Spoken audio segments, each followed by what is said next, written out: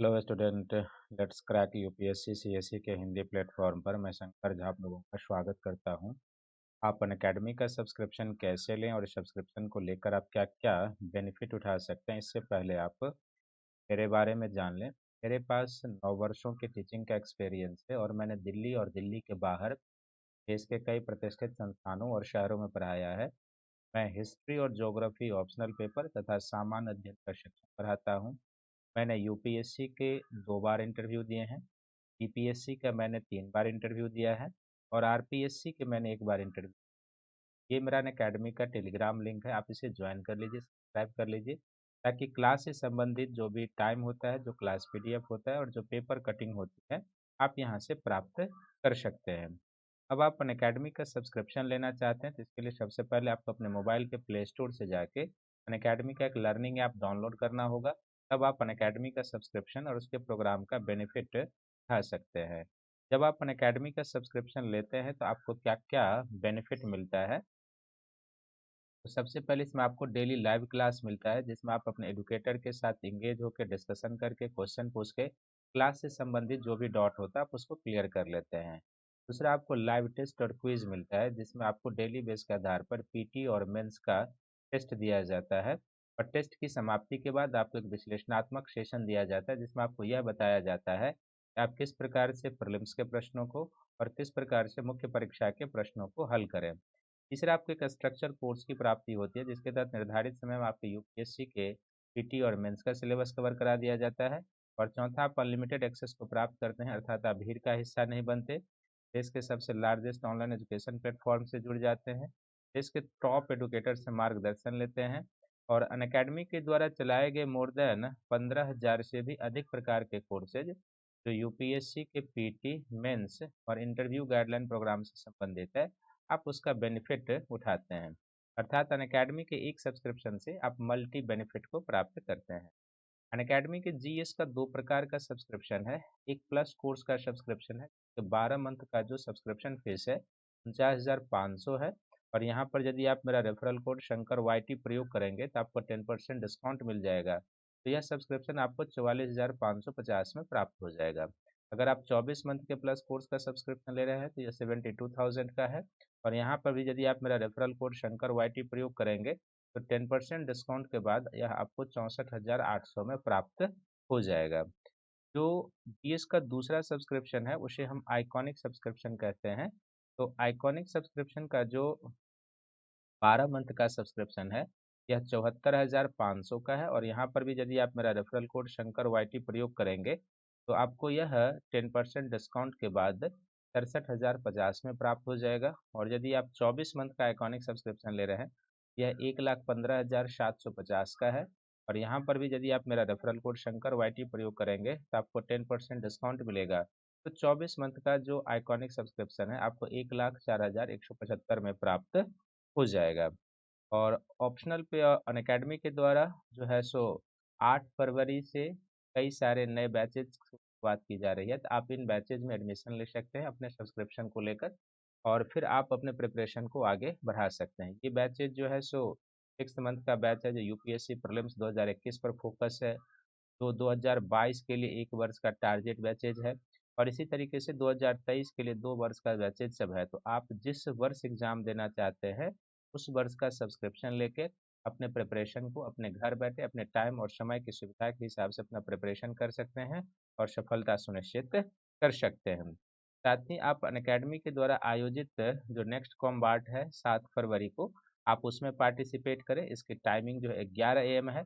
आपको केवल कॉम्बाट के लिए कोड यूज़ करना है, यूपीएससी सीएसई यूज़ करना है और आप इसमें पार्टिसिपेट करके जो है तो बहुत सारे प्राइजेज जीत सकते हैं और इंडिया लेवल पर जो है अपने प्रिपरेशन को जज कर सकते हैं, क्योंकि पूरे देश के जो आईएएस एस्पिरेंट है इस कॉम्बाट में पार्टिसिपेट करते हैं।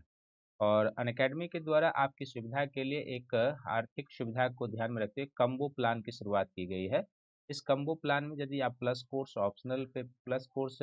ऑप्शनल पेपर का और जीएस का आइकॉनिक सब्सक्रिप्शन लेते हैं 12 मंथ का, तो यह 88,705 का है। 24 मंथ का यह 1,31,510 का है। और यहाँ पर यदि आप मेरा रेफरल कोड शंकर वाई प्रयोग करेंगे तो 10% डिस्काउंट पर आ जाएंगे। इसी प्रकार यदि आप ऑप्शनल पेपर भी +4 का और जीएस भी यदि आप +4 का लेते हैं तो 12 मंथ का जो है यह है 70,103 का है और 24 मंथ का जो है यह 99,680 का है। और यहाँ पर भी यदि आप मेरा रेफरल कोड यूज़ करेंगे शंकर वाईटी तो आपको 10% डिस्काउंट की प्राप्ति हो जाएगी। तो आप कम्बो पैक का प्रयोग करें, आपके लिए वो ज़्यादा इकोनॉमिकली बेनिफिट होगा। तो आधुनिक भारत के सीरीज में सभी का स्वागत है। और आधुनिक भारत के सीरीज में आज हम लोग जिस चीज़ पर चर्चा करने जा रहे हैं, बेसिकली वो टॉपिक अब ब्रिटिश एक्सपेंशन से हम लोग शुरुआत कर रहे हैं। और ब्रिटिश एक्सपेंशन में आज हम लोग जो टॉपिक मूल रूप से अभी जो अब 2-3 लेक्चर कंटिन्यू चलेगा, उसको हम लोग ब्रिटिश विस्तार की नीति को देखेंगे। इसमें हम लोग पढ़ेंगे ब्रिटिश विस्तार की नीति। और ब्रिटिश विस्तार की जो नीति है, तो सबसे पहले हम इसमें आज जिस टॉपिक पर चर्चा करने जा रहे हैं ब्रिटिश विस्तार की नीति में, इसमें आज हम चर्चा करने जा रहे हैं जो आंग्ल कर्नाटक वार या जिसको आप एंग्लो फ्रेंच प्रतिस्पर्धा कह सकते हैं, आंग्ल कर्नाटक वार या इसको आप आंग्ल फ्रेंच प्रतिस्पर्धा भी कह सकते हैं।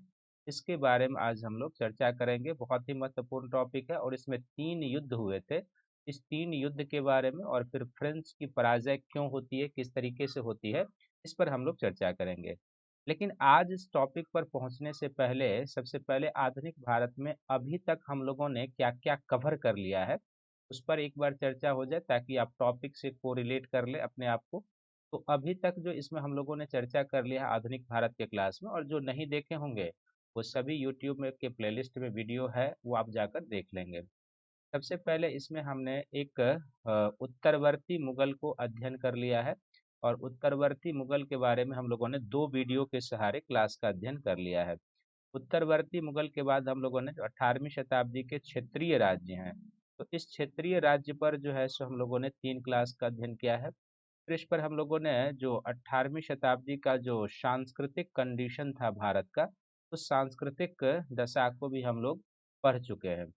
अब मूल रूप से क्या है कि जब हम लोग ये 3 चीज़ इसलिए मूल रूप से पढ़ लिए ताकि हम ये जान सकें।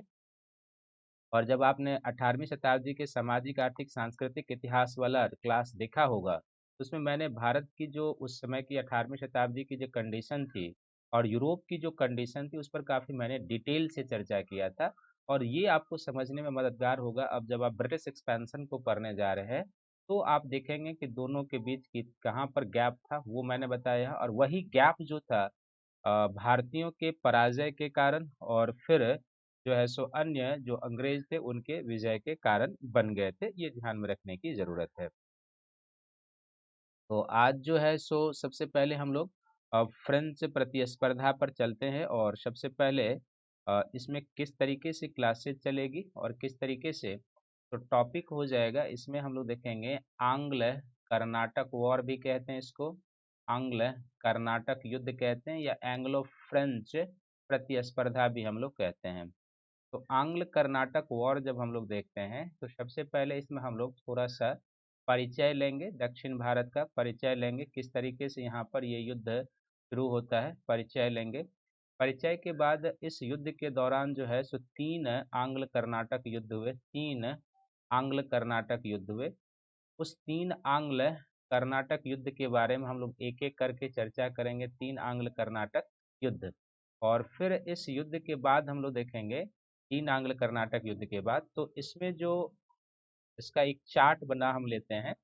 तो इसमें जो प्रथम एंग्लो कर्नाटक वॉर हुआ था, प्रथम आंग्ल कर्नाटक युद्ध, तो प्रथम आंग्ल कर्नाटक युद्ध जो हुआ था ये बेसिकली हुआ था 1746 से 1748 के मध्य। ये 1746 से 1748 के मध्य हुआ था। जो द्वितीय आंग्ल कर्नाटक वॉर है, जो सेकेंड आंग्ल कर्नाटक युद्ध है, तो यह सेकेंड आंग्ल कर्नाटक युद्ध जो है बेसिकली 1749 से 54 के बीच हुआ था। 1749 से लेके 1754 के बीच हुआ था। और जो तृतीय आंग्ल कर्नाटक वॉर हुआ था, थर्ड एंग्लो कर्नाटक वॉर, तो तृतीय युद्ध जो हुआ था ये सप्तवर्षीय युद्ध का परिणाम था। ये बेसिकली 1756 से लेके 1763 तक हुआ था। वैसे भारत में बांडीवास के युद्ध के बाद ही यह समाप्त हो चुका था 1760 में। और इसके परिणाम के बारे में देखेंगे। परिणाम का मूल रूप से अर्थ होगा कि जो फ्रेंच ईस्ट इंडिया कंपनी की फ्रेंच की जो पराजय होती है, तो इस फ्रेंच की पराजय के कारण क्या थे, इस पर हम लोग चर्चा करेंगे।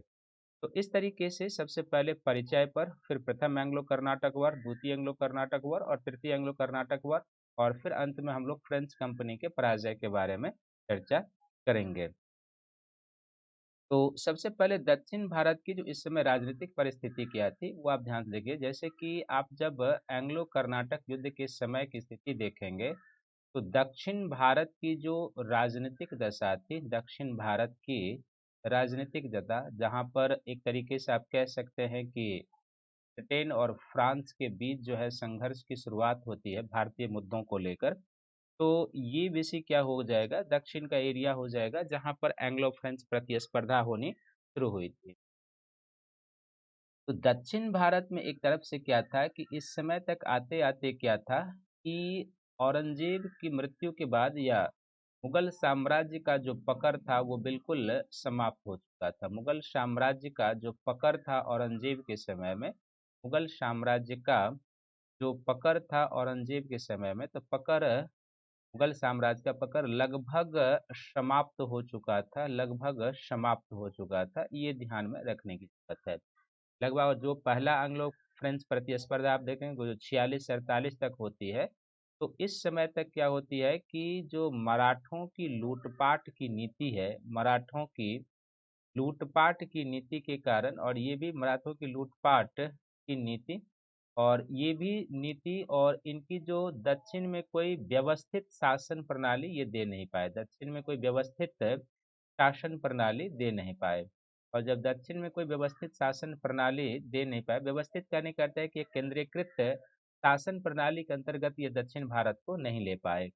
तो इसके कारण क्या हुआ कि यदि मराठों को छोड़ दिया जाए, तो अब इस समय जो है सो मराठे मूल रूप से दक्षिण में नहीं, बल्कि आप देखेंगे कि उत्तर भारत की ओर विस्तार में लगे हुए थे। वो बंगस पठान रेहला के साथ संघर्ष में लगे हुए थे, अहमद शाह अब्दाली अफगानों को भारत के साथ संघर्ष में लगे हुए थे। तो दक्षिण के तरफ मराठों का विस्तार भी इस समय क्या था, पेशवा के नेतृत्व में लगभग रुक चुका था। वो उत्तर पूर्व में बंगाल, उड़ीसा तक, गंगा घाटी, पंजाब तक आक्रमण कर रहे थे, लेकिन दक्षिण में जो है सो कोई नहीं। तो दक्षिण में क्या था कि एक तरीके से आप देखेंगे इस समय, तो दक्षिण में एक लगभग शून्य राजनीतिक स्थिति थी, दक्षिण में लगभग एक शून्य राजनीतिक स्थिति थी, यानी कि कोई मजबूत सत्ता नहीं था यहाँ पर जो विदेशियों का प्रतिरोध करे। इसका सीधा सा अर्थ है कि दक्षिण भारत में मजबूत सत्ता का अभाव था, और मजबूत सत्ता के अभाव होने के कारण क्या हुआ, मजबूत सत्ता के अभाव के कारण यहाँ पर विदेशियों का प्रतिरोध नहीं किया जा सका, विदेशियों का प्रतिरोध नहीं किया जा सका, विदेशियों का प्रतिरोध नहीं किया जा सका, ये ध्यान में रखेंगे।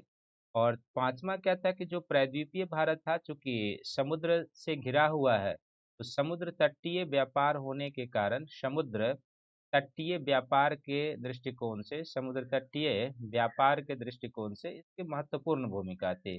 समुद्र तटीय व्यापार के दृष्टिकोण से इसकी महत्वपूर्ण भूमिका थी। तो इस व्यापार के दृष्टिकोण से इसकी महत्वपूर्ण भूमिका होने के कारण क्या है कि दक्षिण भारत में एंग्लो और फ्रेंच कंपनियां कर्नाटक के मुद्दे को लेकर टकराना शुरू हो जाती है।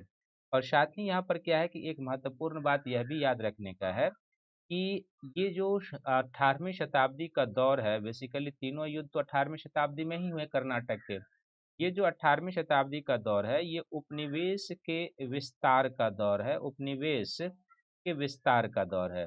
और इस उपनिवेश के विस्तार के क्रम में क्या होता है कि यहाँ पर ये ध्यान में रखेंगे कि चूंकि ब्रिटेन भी जो था उपनिवेश विस्तार करने में लगा हुआ था, और फ्रांस भी उपनिवेश विस्तार करने के क्रम में लगा हुआ था। तो उपनिवेश विस्तार को लेकर जैसे ही ये लोग यूरोप में टकराते थे, अमेरिका में टकराते थे, अफ्रीका में टकराते थे, कहीं भी बाहर में टकराते थे, तो भारत में भी उन मुद्दों को लेकर इन दोनों कंपनियों के बीच संघर्ष की शुरुआत हो जाती थी। तो प्रतिस्पर्धा को केवल भारत के दृष्टिकोण से नहीं देखना है, बल्कि यह उपनिवेश विस्तार का दौर था।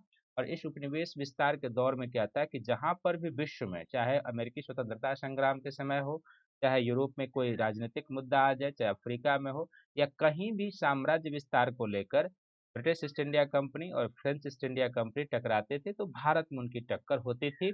और आप देखेंगे कि उस तरीके के परिदृश्य कई अवसर पर बनते हैं, जो तीन एंग्लो कर्नाटक वॉर होता है उसमें। तो ये परिस्थितियां थी इस समय दक्षिण भारत की, विदेश की, और इसी पृष्ठभूमि में आपको एंग्लो कर्नाटक वॉर को देखना है। तो अब हम लोग जो एंग्लो कर्नाटक वॉर हुए हैं, उस एंग्लो कर्नाटक वॉर के बारे में चलते हैं कि खासकर जो प्रथम एंग्लो कर्नाटक वॉर हुआ था, तो इसमें हम लोग चलते हैं।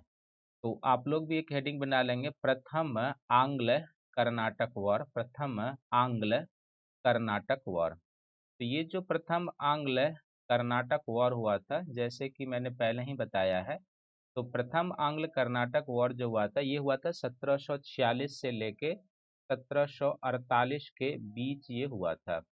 तो इसमें जब हम लोग जानेंगे, तो सबसे पहले हम लोग जानेंगे कि इसमें इस युद्ध का कारण क्या था। एक पॉइंट सहारे इसको देखेंगे कि फ्रेंच कंपनियां और इंग्लिश कंपनियां कैसे टकराती है, और फिर जो है सो इस युद्ध में किस तरीके से घटनाक्रम आगे बढ़ता है, घटनाक्रम आगे बढ़ता है, युद्ध का घटनाक्रम हम लोग देखेंगे।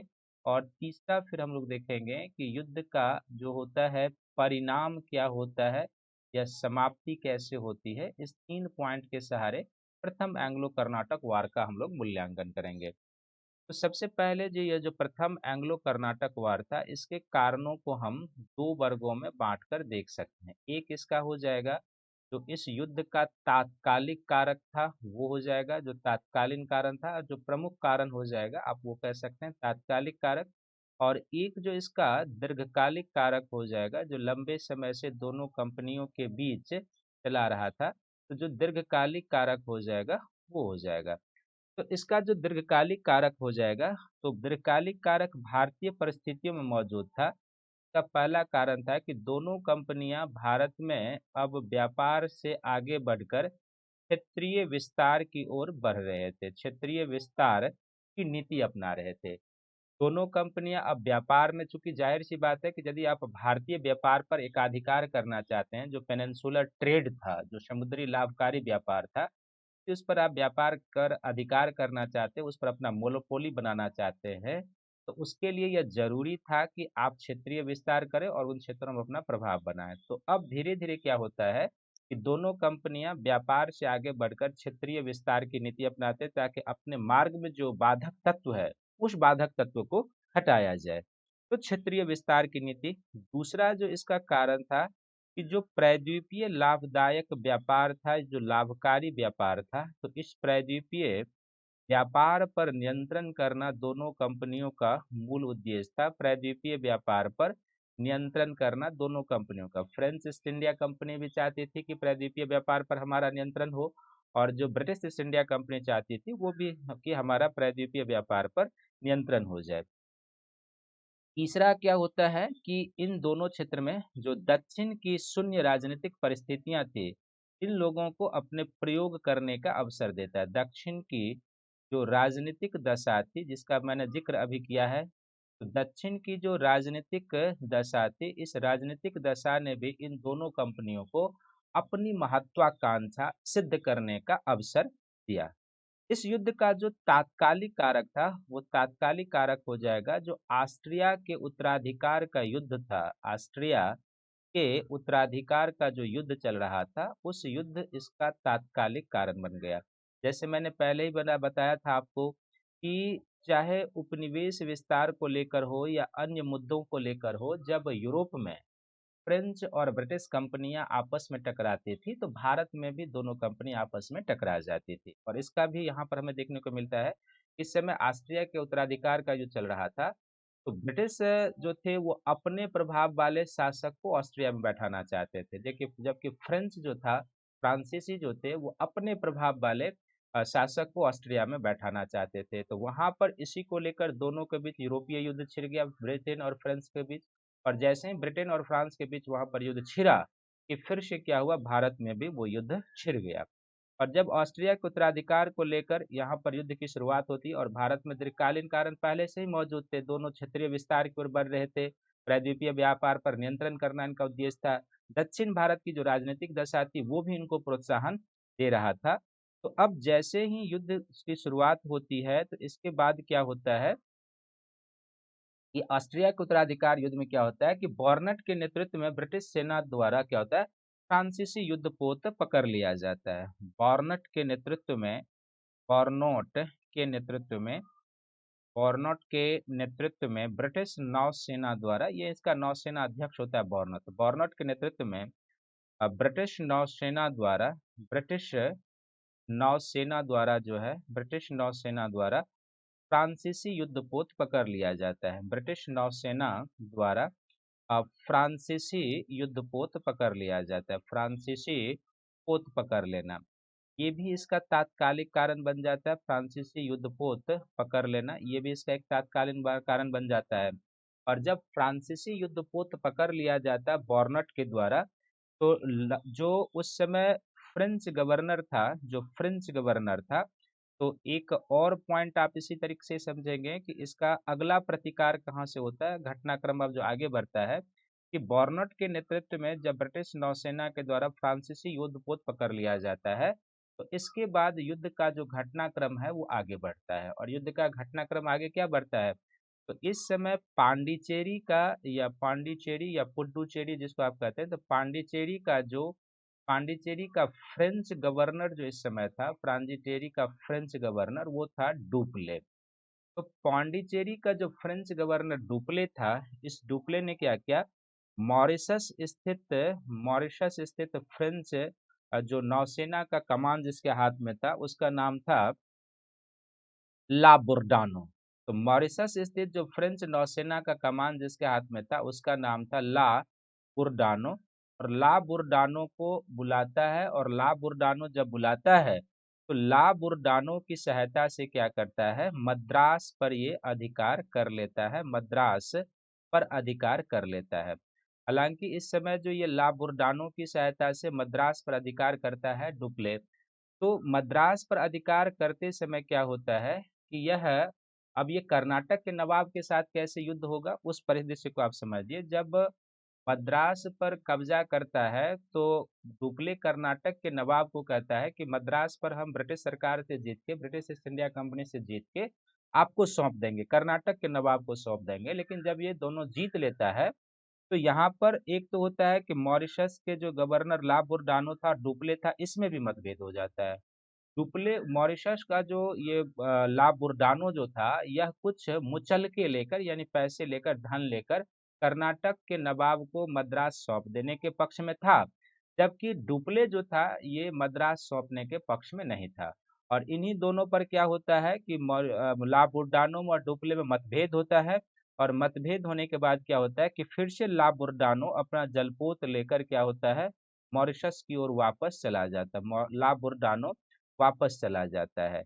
यानी कि इस सिनेरियो को आप एक बार फिर से समझ लीजिए कि जब बॉर्नट के नेतृत्व में ब्रिटिश नौसेना द्वारा फ्रांसीसी युद्धपोत पकड़ लिया जाता है, तो डुप्ले जो उस समय फ्रेंच गवर्नर था कहाँ का, पांडिचेरी का, ये क्या करता है, सहायता के लिए मॉरिशस में अवस्थित फ्रांसीसी नौसेना के कमांडर ला बुर्डानो को बुलाता है।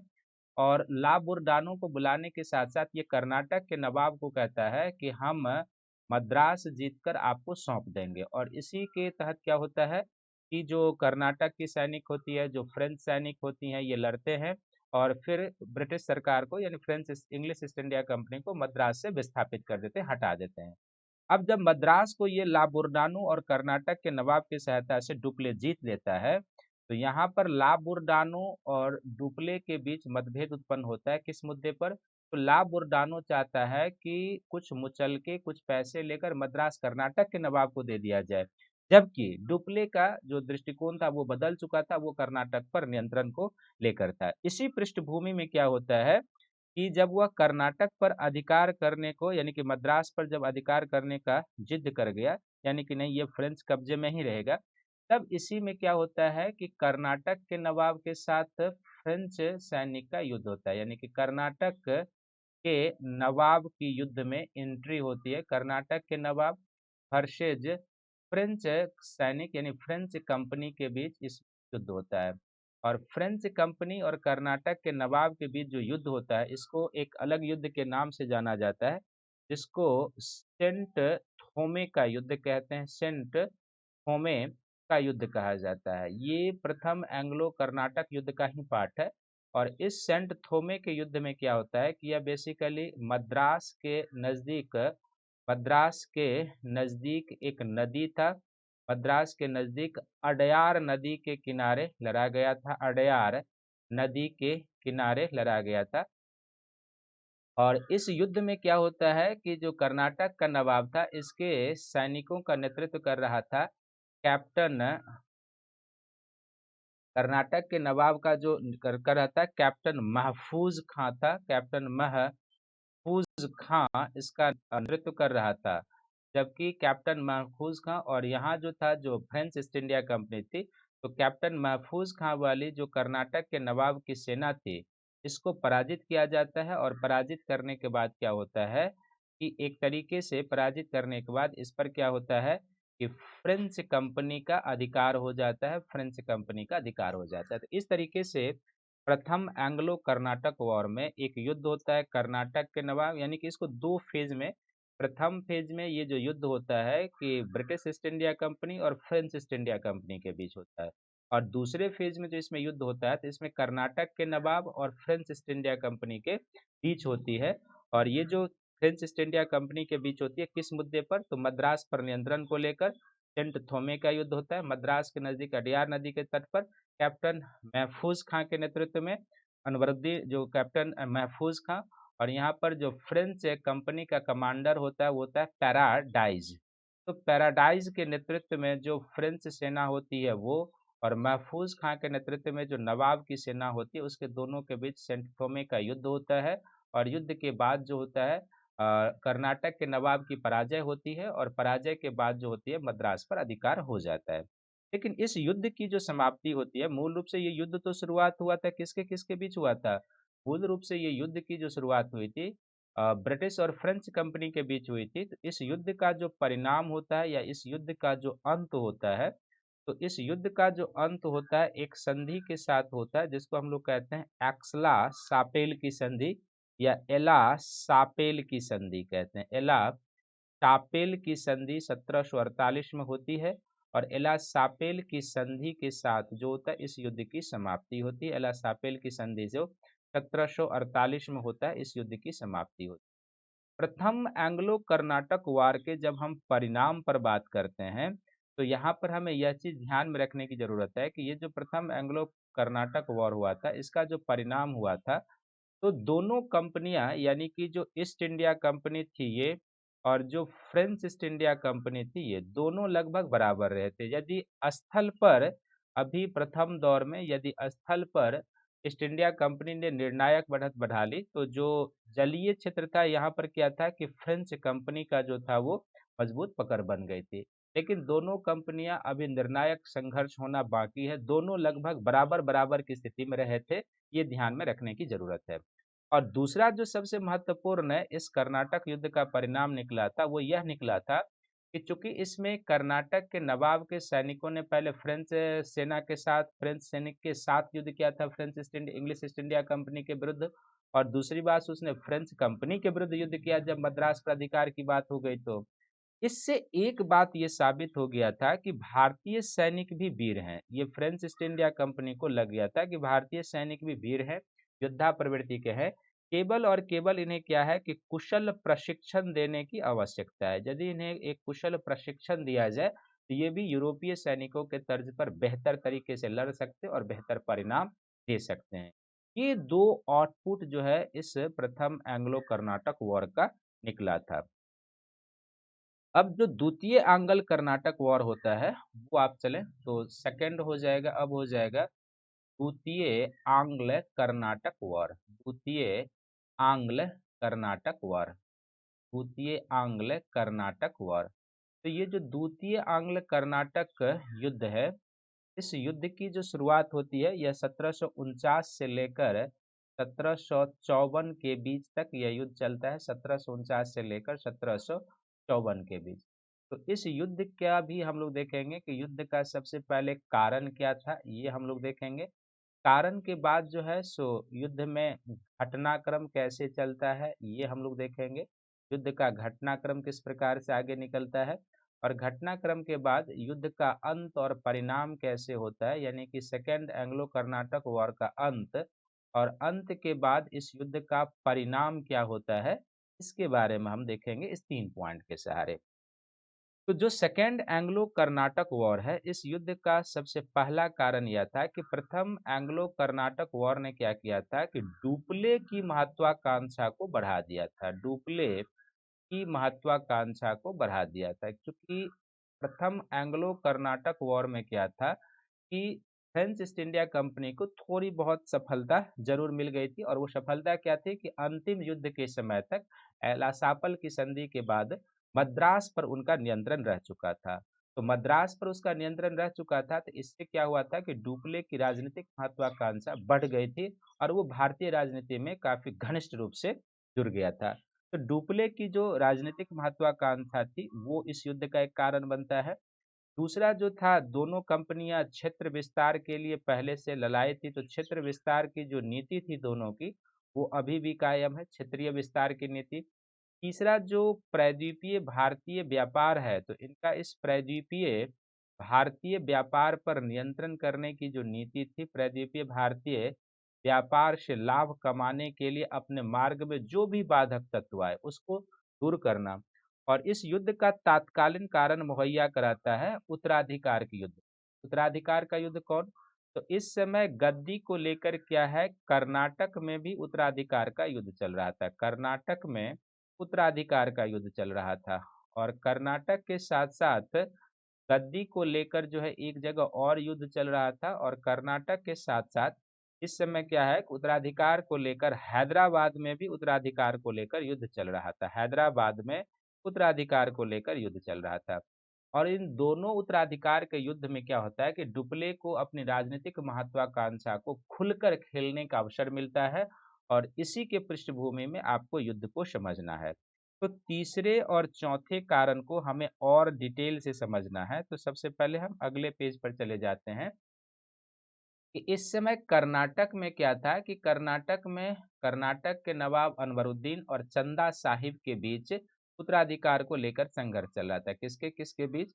तो कर्नाटक का जो उस समय का तत्कालीन नवाब था उसका नाम था अनवरुद्दीन। अनवरुद्दीन के बीच और दूसरा किसके बीच? तो इसका रिलेशन का भाई चंदा साहिब के बीच, रिलेशन इनका बहनोई था। तो चंदा साहिब के बीच जो है उत्तराधिकार का युद्ध चल रहा था।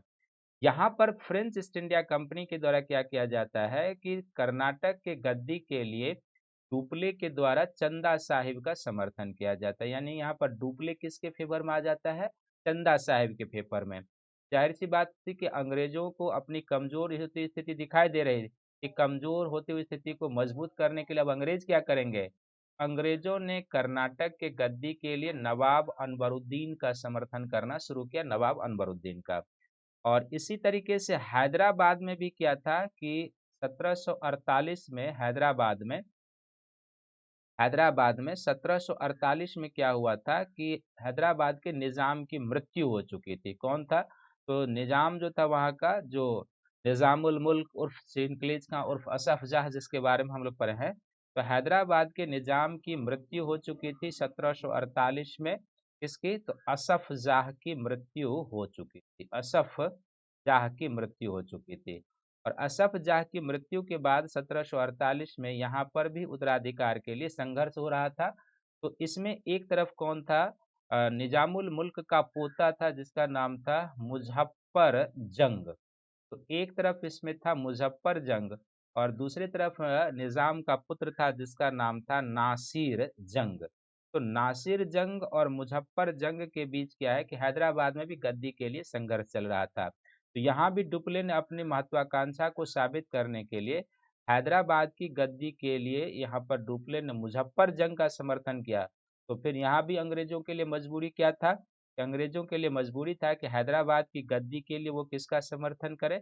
तो हैदराबाद की गद्दी के लिए इन्होंने नासिर जंग का समर्थन किया था। तो इस तरीके से जो सेकेंड एंग्लो कर्नाटक वॉर है, सेकेंड एंग्लो कर्नाटक वॉर के पूर्व संध्या पर एक तरीके से गुटबंदी हो चुकी थी, गुटबंदी हो चुकी थी।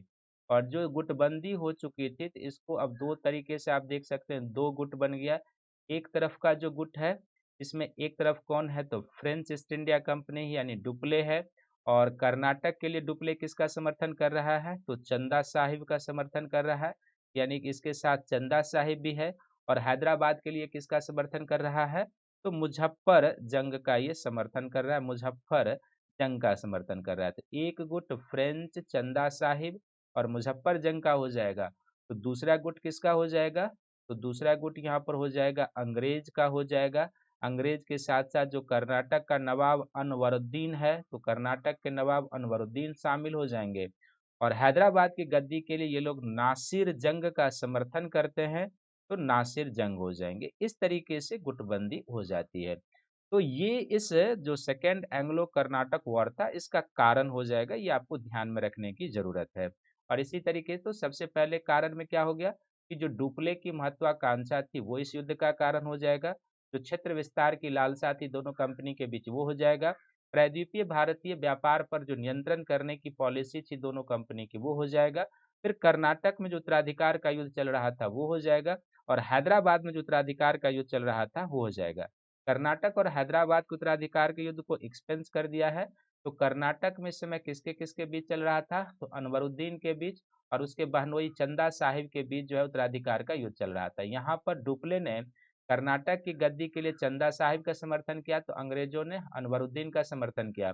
और ठीक 1748 में निजामुल मुल्क असफ जाह की मृत्यु के बाद यहाँ पर भी गद्दी के लिए संघर्ष चल रहा था। तो यहाँ पर निजाम के पुत्र नासिर जंग और निजाम के पोते मुजफ्फर जंग के बीच गद्दी के लिए संघर्ष चल रहा था।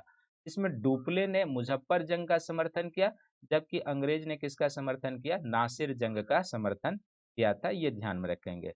अब ये जो युद्ध चलता है तो इस युद्ध में क्या होता है कि इस सेकंड एंग्लो कर्नाटक युद्ध के घटनाक्रम को हमें 2 फेज में समझना है। घटनाक्रम यानी कि जो सेकंड एंग्लो कर्नाटक वार है इसके घटनाक्रम को हमें 2 चरणों में समझना है। इसका जो प्रथम चरण है वो फ्रेंच के उपलब्धि का काल है। प्रथम चरण जो है वो फ्रेंच ईस्ट इंडिया कंपनी के उपलब्धि का काल है। और इसका जो अंतिम और द्वितीय चरण हो जाएगा, इसका जो अंतिम और द्वितीय चरण हो जाएगा तो वो किसके उपलब्धि का काल और निर्णायक काल हो जाएगा ब्रिटिश ईस्ट इंडिया कंपनी के लिए उपलब्धि और निर्णायक का काल हो जाएगा।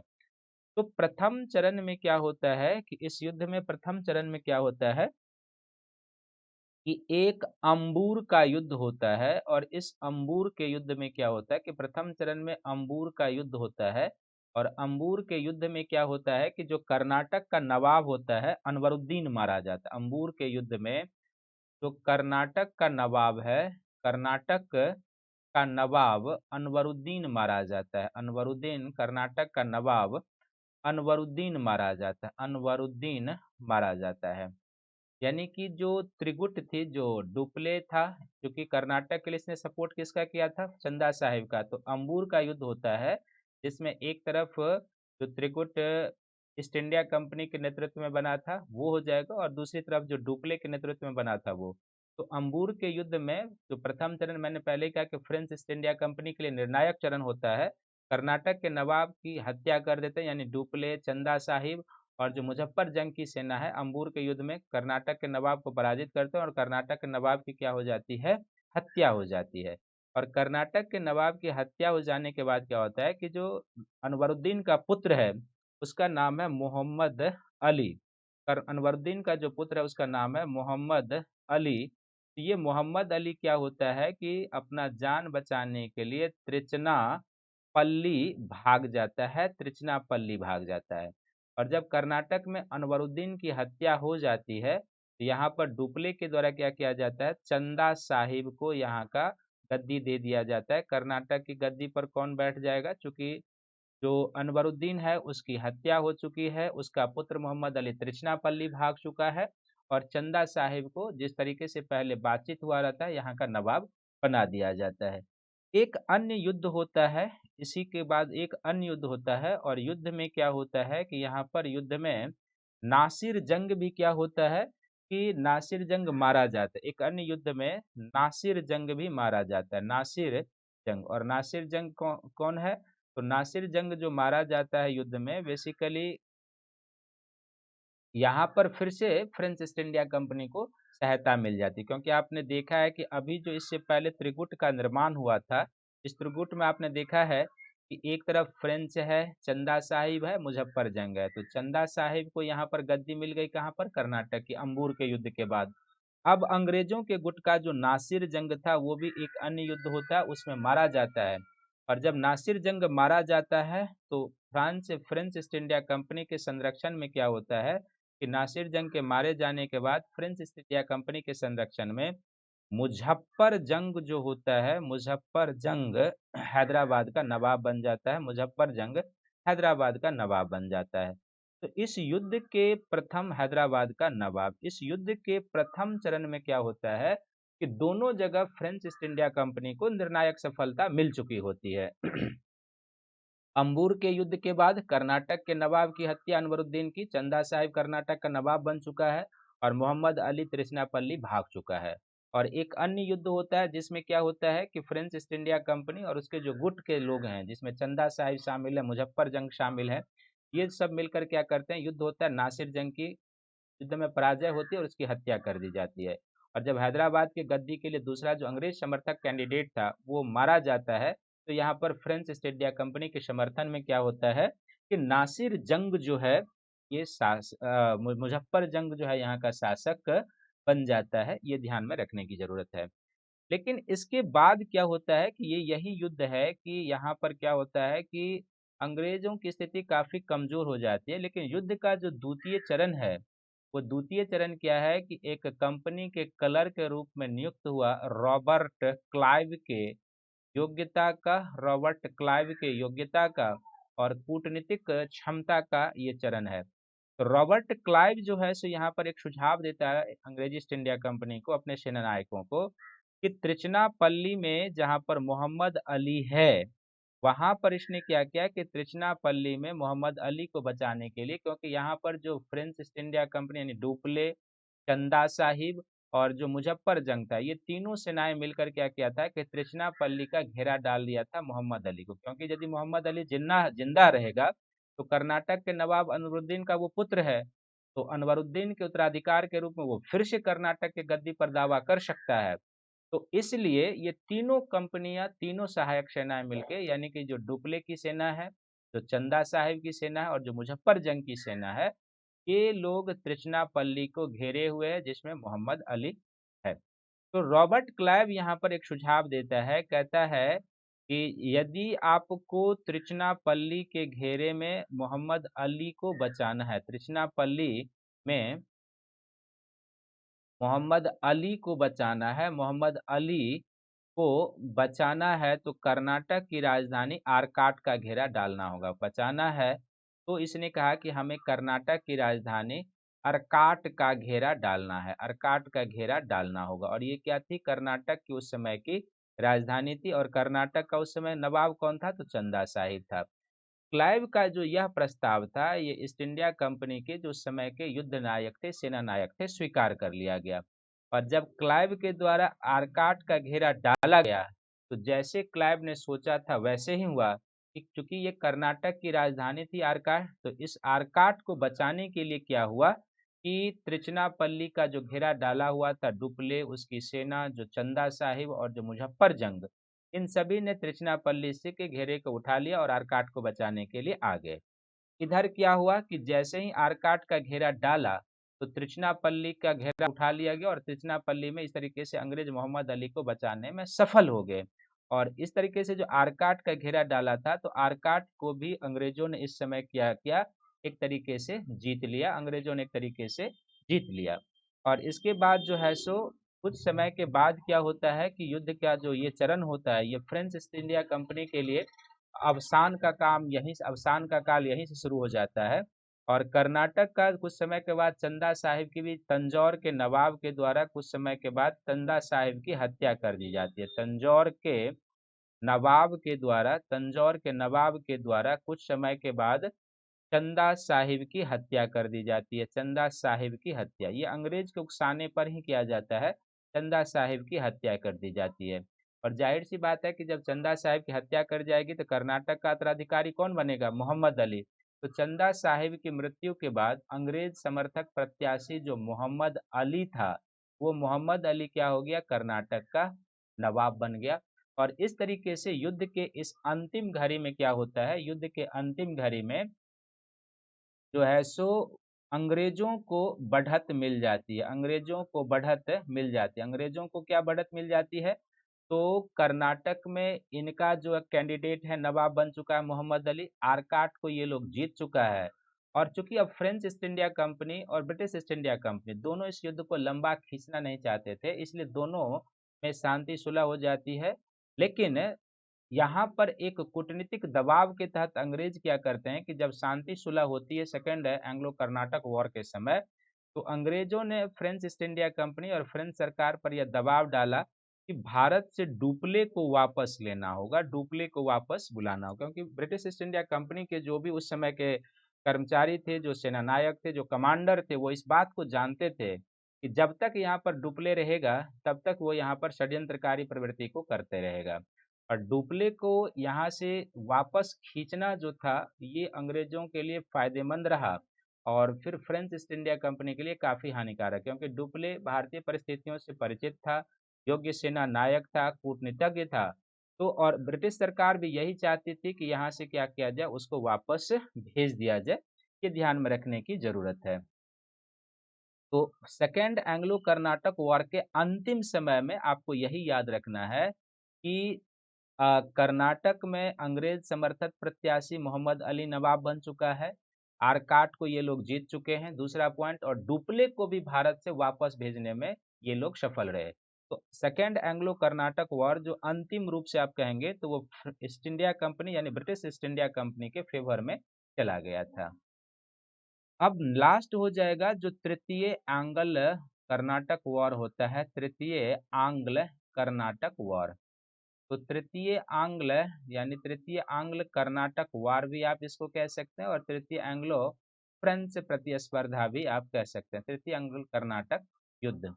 ये जो तृतीय आंग्ल कर्नाटक युद्ध हुआ था, बेसिकली भारत में ये हुआ था 1758 से लेकर 1763 के बीच हुआ था। लेकिन यदि कहीं कहीं 1756 से 63 रहे तो भी आप इसको गलत नहीं मानेंगे, क्योंकि ये सप्तवर्षीय युद्ध का विस्तार था।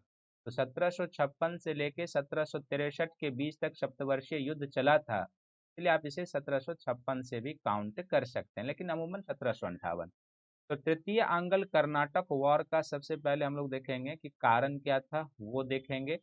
कारण के बाद फिर से इसमें हम लोग तो युद्ध का घटनाक्रम चलता है किस तरीके से, तो युद्ध के घटनाक्रम को देखेंगे।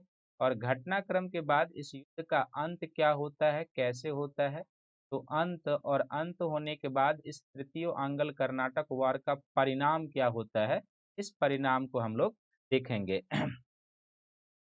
तो सबसे पहले इस युद्ध का जो कारण था वह था सप्तवर्षीय युद्ध, सप्तवर्षीय युद्ध इस युद्ध का कारण था, सप्तवर्षीय युद्ध। तो ये सप्तवर्षीय युद्ध जो हुआ था कब से कब तक हुआ था, जैसे मैंने पहले ही कहा 1756 से लेके 1763 के बीच जो है ये सप्तवर्षीय युद्ध लड़ा गया था।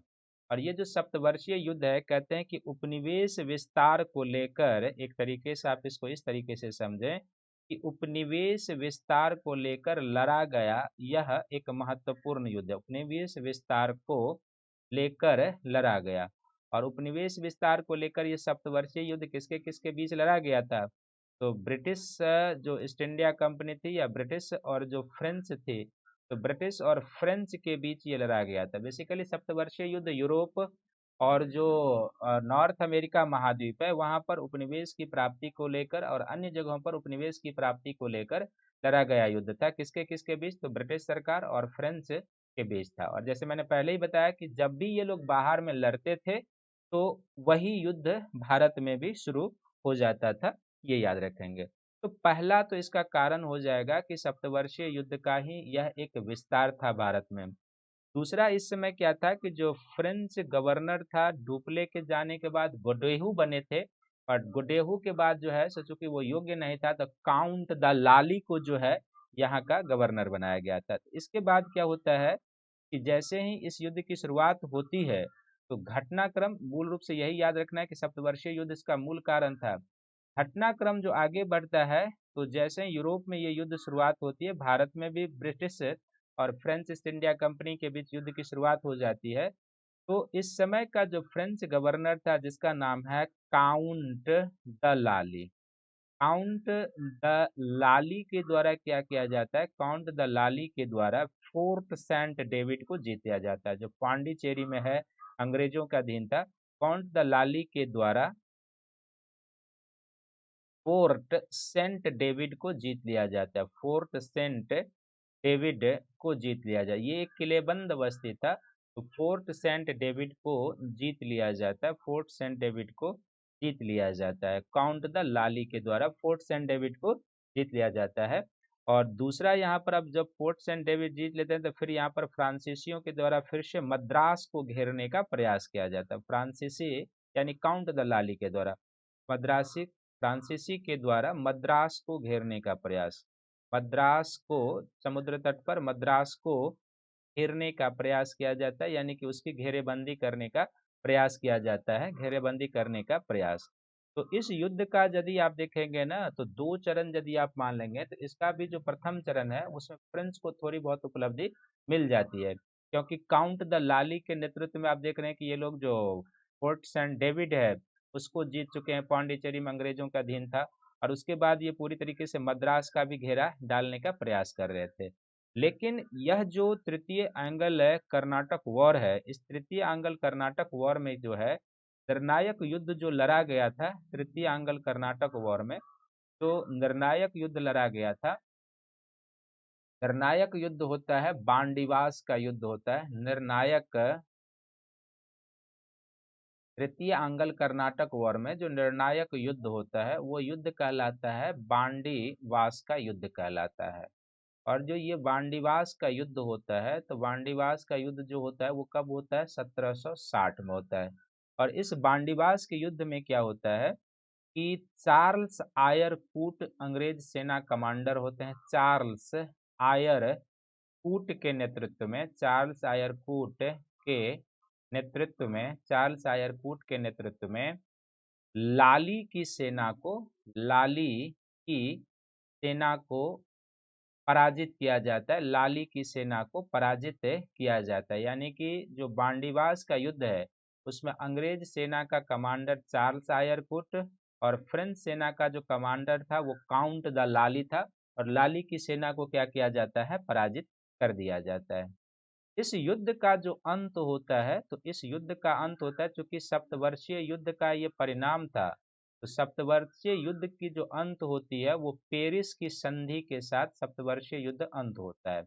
और पेरिस की जो संधि होती है ये 1763 में होता है, पेरिस की संधि किसके किसके बीच होता है, तो पेरिस की संधि जो होती है सप्तवर्षीय युद्ध को समाप्त करने के लिए, यह पेरिस की संधि ब्रिटेन और फ्रांस के बीच होता है, ब्रिटेन और फ्रांस के बीच होता है पेरिस की संधि। तो पेरिस की संधि से सप्तवर्षीय युद्ध अंत होता है, और चूंकि भारत में तृतीय एंग्लो कर्नाटक वॉर सप्तवर्षीय युद्ध का ही परिणाम था इसलिए यह भी अंत हो जाता है। लेकिन भारत में तो एक तरीके से आप देखेंगे यह पहले ही हो चुका था, बांडीवास के युद्ध में 1760 में क्या हुआ था कि फ्रेंच कंपनी को निर्णायक पराजय दे दी गई थी ईस्ट इंडिया कंपनी के द्वारा। लेकिन इस पेरिस की संधि के तहत क्या होता है कि कई प्रकार के प्रतिबंध लगा दिए जाते हैं फ्रेंच ईस्ट इंडिया कंपनी पर, यानी कि फ्रेंच कंपनी पर कई प्रकार के प्रतिबंध लगा दिए जाते हैं, फ्रेंच कंपनी पर कई प्रकार के प्रतिबंध, कई प्रकार के प्रतिबंध किसके साथ, तो पेरिस के संधि के तहत फ्रेंच कंपनी पर कई प्रकार के प्रतिबंध लगा दिए जाते हैं। कई प्रकार के क्या प्रतिबंध लगा दिए जाते हैं, तो सबसे पहले इसमें क्या होता है कि इनको किलेबंदी ये नहीं कर सकते थे। अब भारत में फ्रेंच कंपनी किलेबंदी नहीं कर सकते थे, यहाँ पर फोर्ट का निर्माण नहीं कर सकते थे, किलेबंदी नहीं कर सकते थे। दूसरा क्या था कि अंग्रेजों के विरुद्ध, दूसरा इसमें यह भी तय कर दिया कि अंग्रेजों के विरुद्ध षड्यंत्र नहीं कर सकते, अंग्रेजों के विरुद्ध किसी प्रकार का चाहे भारतीय शासक के साथ हो षड्यंत्र नहीं कर सकते। हालांकि फ्रेंच तब भी बाद नहीं आएंगे आप देखेंगे कि जब आंग्ल मैसूर युद्ध होता है तो उस आंग्ल मैसूर युद्ध में ये कई बार मैसूर के शासक के साथ जाते हैं। तो अंग्रेजों के विरुद्ध षड्यंत्र नहीं करेंगे, ये भी इनको कर दिया गया।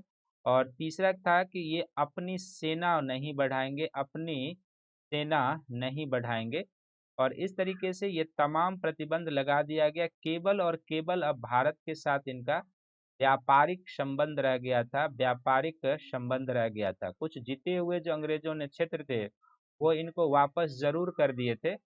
तो व्यापारिक जो था ना वो केवल और केवल अब व्यापार कर सकते थे, यहाँ पर ना तो क्षेत्र जीत सकते थे, चौथा यहाँ पर ये लोग क्षेत्र भी नहीं जीत सकते थे। अब कोई क्षेत्र जीतने का प्रयास नहीं कर सकते थे। तो ना तो यहाँ पर किलेबंदी कर सकते थे, ना अंग्रेजों के विरुद्ध षड्यंत्र में शामिल हो सकते थे, अपनी सेना नहीं बढ़ा सकते थे, क्षेत्र नहीं जीत सकते थे। केवल और केवल भारत के साथ उनका कुछ व्यापारिक संपर्क बना रहा। इस तरीके से पेरिस की संधि के तहत अपने मार्ग में जो फ्रेंच ईस्ट इंडिया कंपनी थी इसको अंग्रेजों ने हटा दिया था।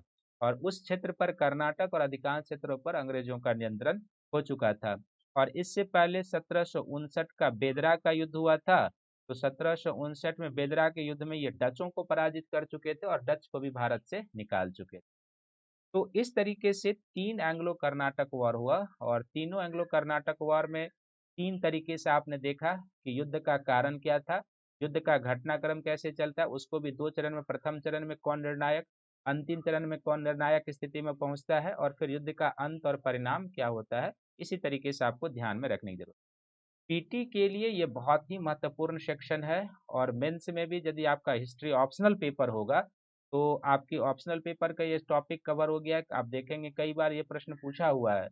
और जीएस में भी, स्टेट पीसीएस में आपसे इस तरह के प्रश्न पूछे जाएंगे। 15 शब्द जहाँ पर मान लीजिए 20 शब्द में लिखना होता है, 30 शब्द में लिखना होता है, तो वहाँ पर आपको ये जो चीजें हैं बहुत ही मददगार साबित होंगे, क्योंकि मैंने काफी डीप स्टडी करके आपको इसमें बताया है। अब इसमें एक जो प्रश्न है गहन जांचबीन करने वाली है, वो गहन जांचबीन करने वाली क्या है कि आखिर इस एंग्लो फ्रेंच प्रतिस्पर्धा में फ्रेंच ईस्ट इंडिया कंपनी की पराजय क्यों होती है। तो हो जाएगा, यहाँ पर एक हेडिंग बना लेंगे, फ्रांसीसियों के पराजय के कारण। फ्रांसीसी के पराजय के कारण, फ्रांसीसी के पराजय के कारण। तो फ्रांसीसी के पराजय के जो कारण थे वो क्या क्या कारण हो जाएंगे वो आप ध्यान से देखें। सबसे पहला कारण जो हो जाएगा कि सबसे पहला कारण कि डुप्ले भारत की राजनीति में अनावश्यक उलझता था। डुप्ले की जो षड्यंत्रकारी प्रवृत्ति थी, षड्यंत्रकारी प्रवृत्ति, यह षड्यंत्रकारी जो प्रवृत्ति थी वह प्रवृत्ति, यह फ्रांसीसियों के लिए एक तरीके से क्या था कि भारतीय राजनीति में अनावश्यक उलझने के लिए हो जाता था। और जाहिर सी बात है कि जब आप अनावश्यक उलझने के लिए जाएंगे किसी पॉलिटिकल कंडीशन में तो उसका आपको परिणाम भुगतना होगा। तो डुप्ले की जो षड्यंत्रकारी प्रवृत्ति थी वो, लेकिन डुप्ले एक योग्य सेना नायक भी था, ये भी ध्यान में रखेंगे। सबसे महत्वपूर्ण कारण क्या था कि दोनों कंपनी की व्यवस्था में अंतर था। व्यवस्था में क्या था, तो फ्रांसीसी कंपनी जो थी ये एक सरकारी कंपनी थी। फ्रांसीसी कंपनी क्या था कि एक सरकारी कंपनी थी, सरकार के आदेश के तहत पारित हुआ था, तो सरकारी कंपनी थी। और जाहिर सी बात है कि ठीक इसके विपरीत जो ईस्ट इंडिया कंपनी थी, ये ईस्ट इंडिया कंपनी निजी कंपनी थी। दोनों कंपनी का जो यह प्रवृत्ति था, जो स्वरूप था, यह जो है सो अंग्रेजों के लिए निर्णायक साबित हुआ। क्योंकि फ्रेंच ईस्ट इंडिया कंपनी सरकारी कंपनी थी, तो फ्रेंच ईस्ट इंडिया कंपनी को भारत में जो भी निर्णय लेना होगा वो पहले फ्रांस में निर्णय लिया जाता था। और फ्रांस में निर्णय लेने के बाद जो है वो वहां से फिर कई दिनों कई महीनों के बाद आदेश भारत आता था, क्योंकि उस समय तो कोई फोन या टेलीफोन या इस तरह की कोई सुविधा तो थी नहीं कि क्विक हो जाएगा। तो जाहिर सी बात है कि जो निर्णय वहां पर लिया जाता था वो निर्णय काफी लेट लतीफ भारत में पहुंचता था। तो इस सरकारी कंपनी होने के नाते क्या होता था कि इनको निर्णय लेने में काफी विलंब होता था। और दूसरा क्या था कि ईस्ट इंडिया कंपनी एक निजी कंपनी थी, तो निजी कंपनी होने के कारण इसको ब्रिटिश सरकार पर निर्भर नहीं थी यह कंपनी कि वहां से कोई निर्णय लिया जाएगा और उस निर्णय लिए जाने के बाद जो है तो फिर यहाँ पर कंपनी निर्णय लेगी, ऐसी कोई स्थिति नहीं थी। और इस नेचर में अंतर के कारण क्या था, इस नेचर में अंतर के कारण क्या था कि दोनों कंपनी की जो वित्तीय स्थिति थी, इस वित्तीय स्थिति का भी फर्क था। वित्तीय स्थिति में अंतर। और वित्तीय स्थिति में अंतर क्या था कि इसका जो था कि अंग्रेजी ईस्ट इंडिया कंपनी की वित्तीय स्थिति काफी मजबूत थी, क्योंकि यहाँ पर निजी कंपनी थी तो इसका प्रबंधन बेहतर था। लेकिन जो फ्रेंच ईस्ट इंडिया कंपनी थी, सरकारी कंपनी थी, तो फ्रेंच सरकार वैसे ही घाटे में चल रही थी, क्योंकि वहाँ का जो शासक था लुई 14वां, लुई 15वां, लुई 16वां, जब आप फ्रेंच रिवॉल्यूशन के बारे में पढ़ते हैं, क्योंकि इसी सब के कुछ समय के बाद 1789 में फ्रेंच रिवॉल्यूशन होता है, उस रिवॉल्यूशन में आप पढ़ते हैं कि फ्रांस की जो वित्तीय स्थिति थी वो काफी खराब हो चुकी थी। तो जो वित्तीय स्थिति था, जब डुप्ले को अपने सेनानायकों कमांडरों को वेतन देने के लिए, सैनिक साजो सामान खरीदने के लिए पैसे नहीं थे, ठीक उसी समय ईस्ट इंडिया कंपनी के पास पूंजी की उपलब्धता थी। और न केवल पूंजी की उपलब्धता थी, बल्कि उसके पास क्या था कि वो ब्रिटेन को भी पैसा धन का प्रेषण कर रहा था। तो दोनों कंपनी की वित्तीय स्थिति में काफी अंतर था। और जाहिर सी बात है कि किसी भी युद्ध को जीतने के लिए वित्तीय स्थिति का मजबूत होना बहुत जरूरी है, क्योंकि आपको सैनिक साजो सामान, हथियार, गोला बारूद सब कुछ खरीदना है। जब तक आपकी वित्तीय स्थिति मजबूत नहीं रहेगी तब तक आप इसको कर नहीं सकते हैं। फिर चौथा जो इसमें फ्रांसीसियों के पराजय का कारण था, कि फ्रांसीसियों के पास क्या था कि योग्य कमांडरों का अभाव था, योग्य कमांडर का अभाव, यानी कि जो प्रथम फ्रंट लाइन का जो योग्य कमांडर होता है वो, और जो द्वितीय लाइन का जो योग्य कमांडर होता है वो, दोनों का अभाव। हालांकि डुप्ले योग्य था हर एक दृष्टिकोण से, लेकिन अगला पॉइंट जब उसमें जोड़ेंगे, जब डुप्ले यहाँ से वापस चला दिया जाता है, ले जाया जाता है, क्योंकि अंग्रेज जानते ही थे कि जब तक डुप्ले भारत में रहेगा तब तक अंग्रेजों की महत्वाकांक्षा यहाँ पर फलीभूत नहीं हो सकती है। इसलिए उसने सेकेंड एंग्लो कर्नाटक वॉर के बाद फ्रेंच सरकार पर यह प्रेशर डाला कि डुप्ले को यहाँ से वापस ले जाया जाए। और जब डुप्ले गया, उसके बाद गोडेहू आए, जो योग्य गवर्नर नहीं था, जो सेकेंड लाइन के लीडर होते थे वो भी योग्य नहीं थे, तो कम योग्य सेना नायकों का फ्रेंच ईस्ट इंडिया कंपनी के पास अभाव था। जबकि ब्रिटिश ईस्ट इंडिया कंपनी के पास क्लाइव जैसे, स्ट्रिंगर लॉरेंस जैसे, तो क्लाइव, स्ट्रिंगर लॉरेंस जैसे, चार्ल्स आयर कूट जैसे योग्य सेना नायक और कमांडरों की फौज थी। तो दोनों के बीच जो योग्य सेनानायक और कमांडरों के फौज का डिफरेंसेस था, इसने भी फ्रेंच को पराजय दी और ईस्ट इंडिया कंपनी को निर्णायक सफलता दी। पांचवा क्या हो जाएगा कि जो डुप्ले को यहाँ से वापस लिया गया, डुप्ले का वापस जाना, ये भी अंग्रेज फ्रांसीसियों के लिए हानिकारक रहा। जैसे मैंने कहा कि अंग्रेज जानबूझकर, ये वो जानते थे कि जब तक यहाँ पर डुप्ले है तब तक उसकी महत्वाकांक्षा फलीभूत नहीं हो सकती, इसलिए उसने सेकेंड एंग्लो कर्नाटक वॉर के बाद डुप्ले को भारत से वापस ले जाने के लिए अंग्रेजों फ्रांसीसियों पर दबाव डाला। उसमें वो सफल भी रहे। और डुप्ले के बाद जो वडेहू आता है और काउंट द लाली आता है, तो जब वो हैदराबाद में, डुप्ले क्या करता है कि जनरल बुस्सी के नेतृत्व में एक फ्रेंच सेना की टुकड़ी रख देता है। जनरल बुस्सी के नेतृत्व में एक फ्रेंच सेना की टुकड़ी रखता है। कब? जब सेकेंड एंग्लो कर्नाटक वॉर के बाद नासिर जंग मारा जाता है, और नासिर जंग के मारे जाने के बाद मुजफ्फर जंग वहाँ का नवाब बनता है। और मुजफ्फर जंग के नवाब बनने के बाद क्या होता है कि हैदराबाद में अपना दबदबा बनाए रखने के लिए डुप्ले के द्वारा क्या किया जाता है कि जनरल बुस्सी के नेतृत्व में एक सैनिक रेजिडेंट की टुकड़ी हैदराबाद दरबार में रख दी जाती है। ये हैदराबाद पर दबदबा बनाए रखने के लिए था। लेकिन जब डुप्ले यहाँ से वापस जाता है, उसके उत्तरवर्ती गवर्नरों के द्वारा क्या किया जाता है कि बुस्सी को वहां से वापस बुला लिया जाता है। तो जो बुस्सी को वापस बुला लिया गया, यानी कि जो वहां पर अंग्रेज रेजिडेंट था वो वापस बुला लिया गया, इसका सीधा सा अर्थ है कि जो दबदबा आपका हैदराबाद में था जनरल बुस्सी के रहने से, वो कम हो गया। तो ये जो कहते हैं ना कि एक सही निर्णय लेना भी बहुत मायने रखता है युद्ध जीतने के लिए। तो ऐसे समय में जब हैदराबाद में इनका दबदबा रहना बहुत जरूरी था, जनरल बुस्सी को वापस बुलाना तो है सो इनके लिए हानिकारक साबित हुआ। और सातवां क्या था कि दोनों कंपनी का जो, ये दोनों देश की व्यवस्था में क्या था, अंतर था। ब्रिटेन जो था यूरोपीय व्यवस्था में तभी फंसता था, ये किसी भी यूरोपीय युद्ध में तभी उलझता था जब वो देखता था कि शक्ति संतुलन बदल रहा है या उसका व्यापार प्रभावित हो रहा है, तभी वो जो है सो यूरोपीय युद्ध में या यूरोपीय व्यवस्था में उलझता था, अनावश्यक नहीं उलझता था। लेकिन फ्रेंच सरकार जो थी वो अनावश्यक युद्धों में उलझती थी। और जब अनावश्यक युद्ध में आप उलझेंगे तो युद्ध का व्यय होगा, इसके कारण आपकी आर्थिक स्थिति खराब होगी। तो दोनों का जो ये सोच था, आप देखेंगे कि ब्रिटेन जो है उसके पूरे इतिहास को आप देखेंगे तो ब्रिटेन जो है वो कई सारा युद्ध लड़ता है, लेकिन एक भी युद्ध उसके भूमि पर नहीं लड़ा गया। और ये भी उसके लिए आगे चलकर औद्योगिक क्रांति का एक कारण बनता है।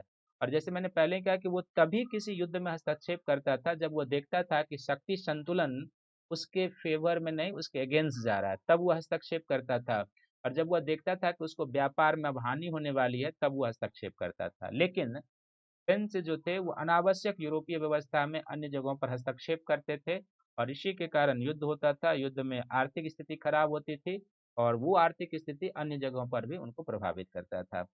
ये जो दोनों कंपनी के बीच के नेचर का अंतर था, दोनों देश के शासनिक प्रशासनिक व्यवस्था के नेचर का अंतर था, दोनों देशों के जो विश्व व्यवस्था के प्रति सोच का अंतर था, उसी अंतर का परिणाम था ईस्ट इंडिया कंपनी की जीत हुई और फ्रेंच ईस्ट इंडिया कंपनी की पराजय। और इसके बाद जीतने के बाद क्या होगा कि यहाँ से एक महत्वपूर्ण पॉइंट, इसका प्रभाव ये हो जाएगा कि जब यहाँ पर जीत होती है ईस्ट इंडिया कंपनी की, तो यहाँ से जो धन प्राप्त होता है वो उसको बंगाल में निर्णायक अधिकार दिलाने में सफल होता है। तो आगे जब हम लोग प्लासी और बक्सर पढ़ेंगे तो यहीं से मैंने लिंक कर दिया है कि एंग्लो कर्नाटक वॉर की विजय से अंग्रेजों की एक तो महत्वाकांक्षा भी बढ़ चुकी थी। पहला पॉइंट तो यही ध्यान में रखेंगे कि फ्रांसीसी को पराजित करके इनकी महत्वाकांक्षा बढ़ गई थी। किसकी महत्वाकांक्षा बढ़ गई थी? तो ईस्ट इंडिया कंपनी के। और दूसरा, इस युद्ध से के बाद जो दक्षिण के व्यापार पर इनका अधिकार हो गया, तो यहाँ से जो धन दौलत की प्राप्ति हुई, इस धन दौलत की प्राप्ति के आधार पर वो बंगाल पर अधिकार करने में सफल रहे। बंगाल पर अधिकार करने में काफी दूर तक एंग्लो कर्नाटक वार का प्रभाव गया, ये ध्यान में रखने की जरूरत है।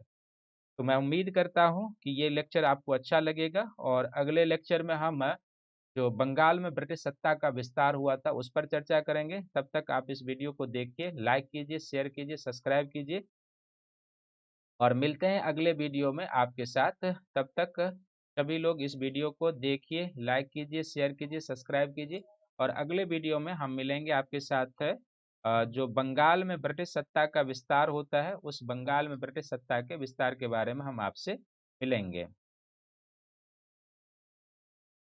तब तक सभी को थैंक यू है, धन्यवाद है।